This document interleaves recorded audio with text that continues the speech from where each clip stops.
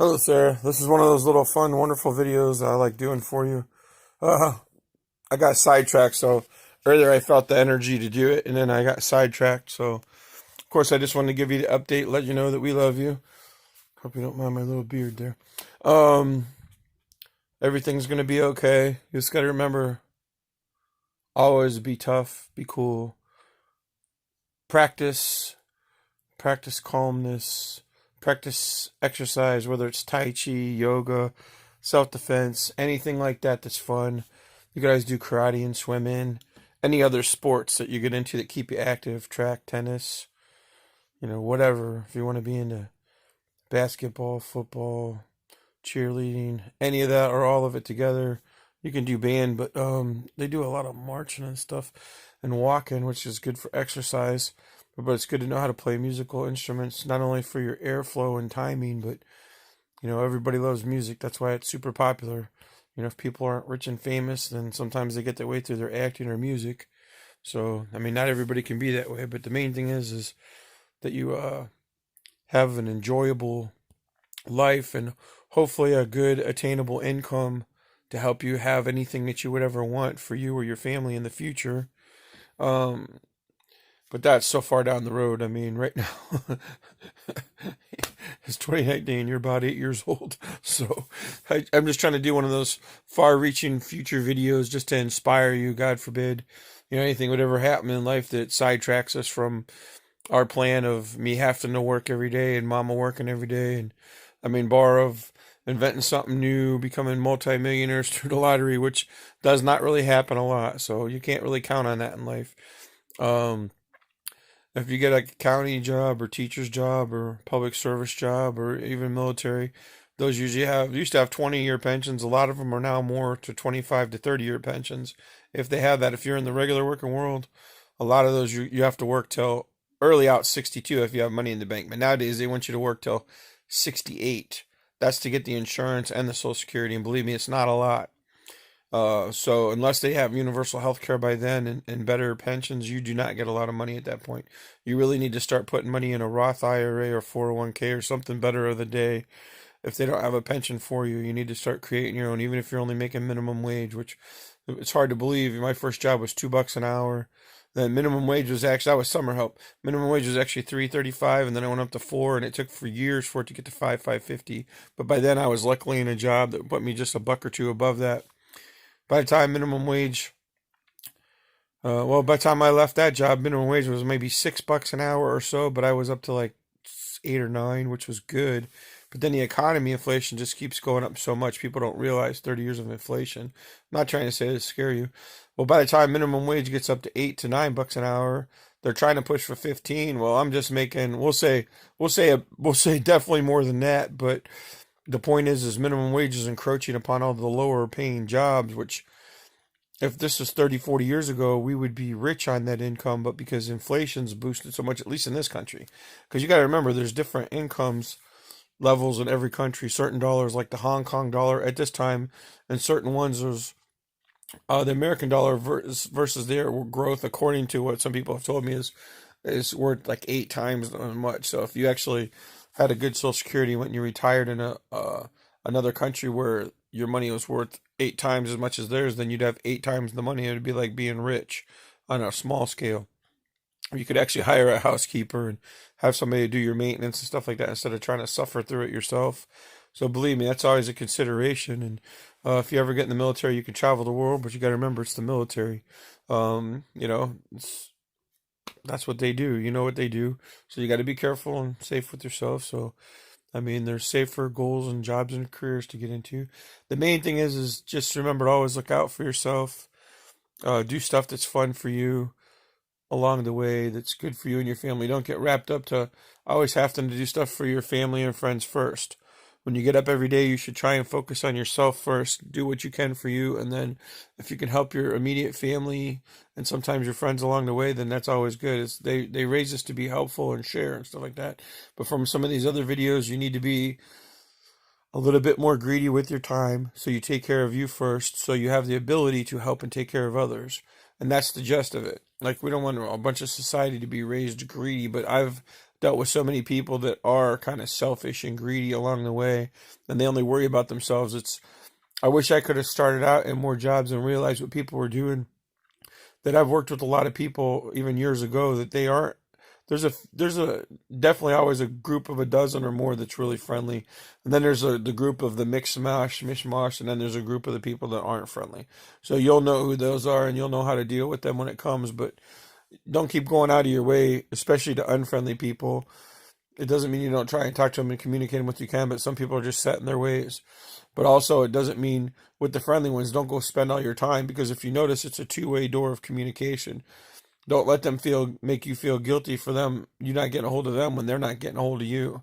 Believe me, you'll understand more what I mean. Like with social media, it's changing the world, and you can drop messages all the time. And sometimes people will be on their phone all day talking to their friends or playing games, but they won't send a message back to you. So that should be the message. When they don't message you back, the silence is not always golden. Whoever come up with that for sales is a different thing. But when you're waiting on a deal, it just means lack of initiative, or they've got other options that they're trying to weigh or to play psychological games. Silence is not always golden. When you message somebody, if they don't message you, there's some kind of issue, unless the phone's down or something's going on, or you're continually messaging people and they're not messaging you back, and you find out there's nothing wrong with their phone, there's nothing wrong with their internet, there's nothing wrong with their email. That's what I'm saying. You have to look out for you, because there's a certain amount of people in the world that don't. It's, certain groups and stuff like this, that's fine. Yes, I get that. Certain churches and religions, and yes, don't get me wrong. There's nothing wrong with trying to help your fellow people, your fellow mankind, and all that stuff there, but you really have to make sure that you're in good physical, mental, emotional, spiritual shape first. A lot of those people that do help a lot, some of it's, to me, like a past life karma thing, or they're secure in everything that they're doing, which is fine. And if you're there, that's fine. But you don't spend your whole life, unless that's the path you choose, giving everything away selflessly for no money, when other people are getting paid to do the same job, whether they're running the place or whatever.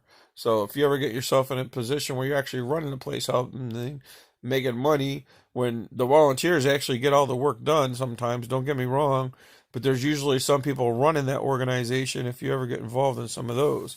So don't spend your whole life doing charity work where you'll have no pension or income or Social Security, because that's one thing the government doesn't do. They don't reward people that spend their whole life, as far as I've ever seen, doing charity work. Same with for now I've seen. I don't know if these some of the churches and stuff, if they get pensions for doing it. Yes, if they're a paid reverend and stuff like that, they do. The other ones I don't know, but I'm just saying there's we'll just say if there's 80 to 90% charity work going on, most of those people are not getting any income, and they could do that 50 years and not get no income. But the people running it many times will have money in the bank or a pension.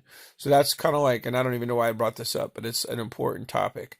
So that's what I'm saying. If you want to be a volunteer your life and have no money and be in poverty, if that's the path you choose, that's one thing.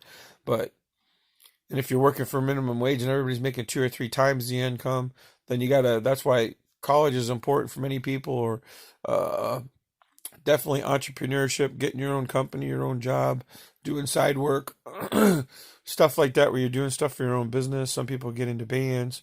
There's, like I said, if you get into the music and stuff like that, there's many routes. Some people get into sports, professional sports. There's stuff that you can still do for your community, but believe me, the more money you got in the bank, the more you can donate, and you can still do volunteer work at time when you want to. So it's finding that little bit of balance where, so say you do 5 or 10% volunteer work, don't do 50 to 80% unless that's a path you're really choosing, is what I'm saying. I mean, that's humble, honest, and some people will give away their whole income, or they'll just give it all up and go be monks or nuns or anything like that. And maybe they have income now anyways, I don't know. And if that's the path you choose, that's fine. But just remember, that's a different path than a working path. And if you're doing that, then you're going to spend a lot of time helping other people. And, so it's about what you choose to do. So let's just say you go through life as a normal person, whether you're not at one stream or the other, and you're just trying to get through having a job where you live. If you're making minimum wage or just above or just below, that's the poverty line entirely. And the poverty level, because inflation continually goes up. It's like when I was a kid, they used to tell me loaves of bread was 3 cents or 5 cents or 10 cents. I don't even know what the heck it was by the time I was a kid. I really don't know. From somewhere to the 50s to 70s. I mean, years ago it was $1. Now you can get cheap bread with cheap ingredients for $1, but a regular loaf of bread is $3 to $5 right now. Do you understand the difference from all right, yes, you're talking, we'll say it's close to 2020, but it is 2019. So you figure the math out, and that's what I'm saying. If you go from 1950 to 2019, we're about 70 years there. So inflation has grown unproportionately. So say it's some people say it's 400%. It's a bull crap. It's more like 3,000 or 3 million. I don't know, whatever. Say it's only 3,000%. It doesn't matter. Say it's doubled from by the time that you get there, and you're paying, instead of $1 for bread, it's $10. Say the good bread's 15 to 20 to 25 or 30. God forbid. I mean, obviously there'll always be cheaper ingredients, cheaper manufacturing, stuff like that. We have such an abundant food supply because of the farmers and the corporate world, and they speed grow everything. They have better stuff to last through storms. They're doing growth inside warehouses. They have, which helps with the climate control. They have 3D printing where they can print all kind of things besides food and products and stuff like that if you have the right stuff. And you just want to make sure it's all natural ingredients, if there is such a thing for 3D printed food. But I mean, it's the future. I mean, it's the concept of the cartoon show, like the Jetsons, when they show you your foods in a pill. And as long as you got the right vitamins and nutrition, and your stomach's actually not like over big, because if your stomach feels full and you only need a little bit of food and it's nutritional and healthy, you can live a long life that way, especially if you're getting the nutrition to power your muscles. The more work you do, sometimes you need more. Well, the way they've taught us to be is you need more food and fuel for your body. So, long story short, hey, who knows why I put this video out there, but I do. And the main part of the goal is, Sarah, we love you. Do the best you can your whole life. God forbid anything ever goes stray or awry or whatever. And time flies, and I wish we'd have had video of you when you were just like the first couple years old, because we didn't have the smartphones and the video then, because everybody else did, but we were waiting for technology to catch up to our income level at the time. So we could have got away with getting one, and I wish we would have, just so we'd have more pictures and video. But we got the yearly pictures and stuff. But the cameras back then were so slow and so bad. They were, seriously, flip cell phones, and they were kind of small, but they were not the technology of the smartphones. And now the smartphone is definitely a handheld computer plus, because it does everything imaginable: the camera, the video, communications.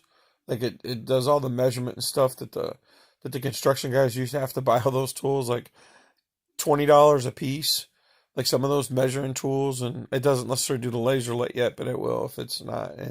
But it does the measurement and has a tip alarm. There's all kind of stuff you can do. You can get an app for almost anything other than like detectors and stuff like that. Sometimes you need extra sensors to plug in. But still, I'm just saying, like, technology is going to be even so much better by the time you're older. But just keep up with technology and the times, and listen to the music. Stay young.